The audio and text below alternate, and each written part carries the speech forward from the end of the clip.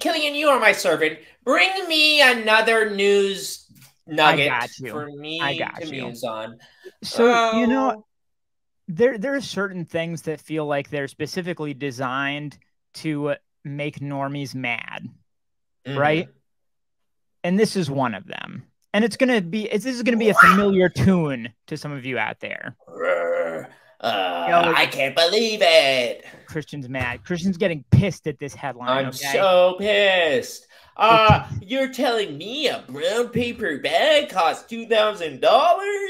Indeed. Look at what Indeed. Democrats are doing. So here's the thing, Christian. Here's what's going to blow your mind. I know as an angry internet commenter, you don't even read the entire headline, but let me help you out here. So it Okay. says Bottega Veneta's $1.9 thousand brown bag ain't made of paper. Blink, blink. But it looks like paper if I'm stupid, even though Yeah. I can clearly see the other side of like calf leather, like the suede side, in the inside of that bag. But I'm simple. I see brown and rectangle, and I assume it's made out of paper. Yeah, But you're for the telling me, for the listeners, it looks there's no branding at all. It's just brown. It looks like a bag you get when you order takeout or go to the supermarket and they don't have plastic bags anymore. You know what? It's yeah. a brown papery looking bag, but it's leather. And are you having deja vu here a little bit? Well, Killian, Yeah, you said, "Oh, this is a Demna thing." That's what I you did. initially said. That was the first place my brain went. It's And true. I went, you simple fool. Only Demna? This goes so much deeper than you could possibly imagine.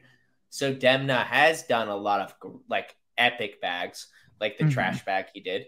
Hmm. So on screen, we've got a picture of like basically it looks like a typical white trash bag with red handles, but you look at it for any amount of time and you can tell that it's actually a white leather bag with red handles that is meant to kind of look like a trash bag.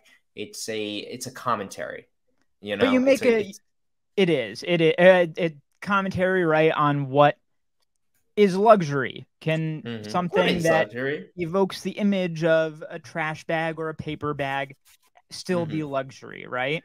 Yeah, it's Duchamp's to urinal. Urinal, exactly. But keep Uh, going because I was reprimanded, this goes rightfully so, deeper. for This referencing goes just Demna deeper. here.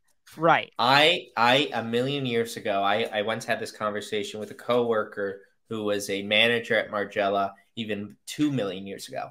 And I said, the first person to do the luxury paper bag, I thought, was Jil Sander. So pull that up. So Jil Sander has kind of an iconic brown paper bag looking bag.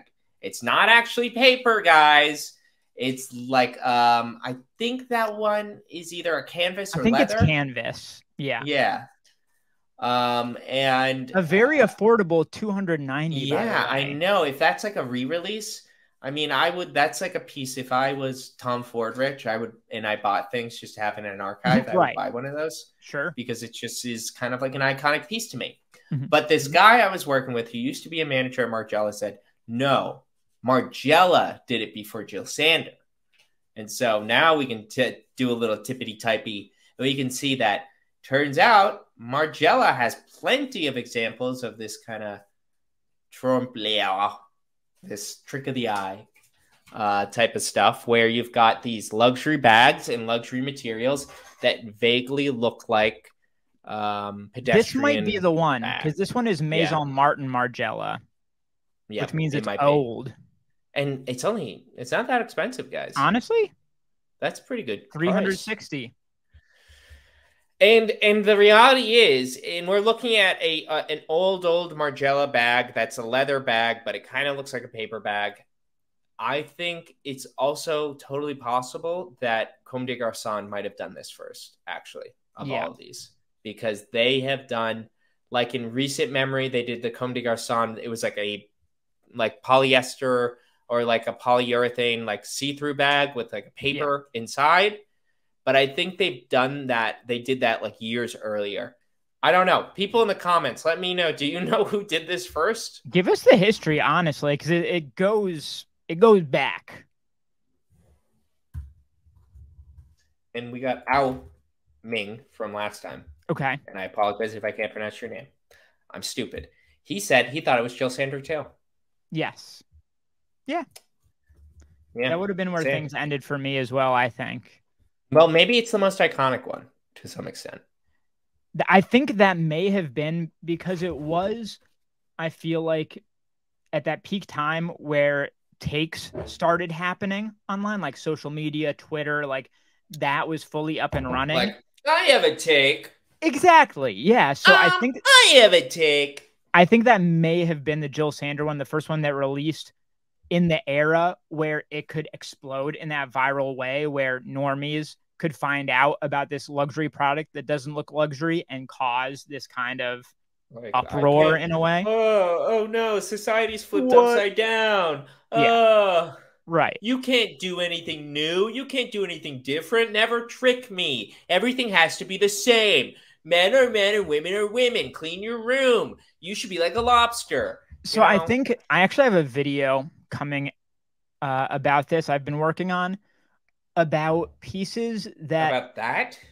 Not just about that. I actually should throw in a mention of that, but it's about about designs, because most people think of like fashion as it's supposed to look good, right? It's supposed to look sexy. Exactly. But and what art about is supposed to look pretty? Yeah, but what about designs where being good, quote unquote, isn't the aim, but it's about asking other questions, like what is luxury, for instance, something that you did in a recent video. What? Yeah. Wait, Killian, are you telling me that it is perfectly not only acceptable, but maybe desirable or appreciated for a designer to create something with other purposes than just to be the normal pretty thing? That is blowing my mind. It's unacceptable. And this is honestly where I kind of landed in it, is that you've got the normies who won't accept any of it, right? Unless it just looks good. That's the most they'll accept. Then you have fashion-y people who will accept the avant-garde. They will accept things that are supposed to be challenging and pushing the limits of like design and craftsmanship and things like that. But then I feel like there's another level that even within fashion hasn't fully been accepted yet, which is like the post-ironic side, the side where it's not supposed to look good. It's not even being challenging or forward thinking in terms of the way it's made, but just the literal idea of it is like, what is this? You know? Maybe I do know. And Killian, I have no interest in having serious conversations on this, but I have been formulating a new philosophy, a new lens and ideas. I like it. Okay. That goes past postmodernism. And I'm not ready to reveal it, but I believe that sincerity and earnesty might be a part of it. It might be the je ne sais quoi, the zest, the thing that we crave today, and that one day our media will be understood to reflect. That we have passed a period of irony or a subversion of the past, and we are only interested in things that are truly earnest and authentic, because we've lost everything. We've lost connection. It's actually blowing my mind right now. We did not talk about this beforehand. I'm not sure exactly what I say in the video, but towards the end, literally a thing I say is something like, my prediction, the next trend is earnestness. We didn't talk about this, We didn't talk about this. No. We're just on the same wavelength.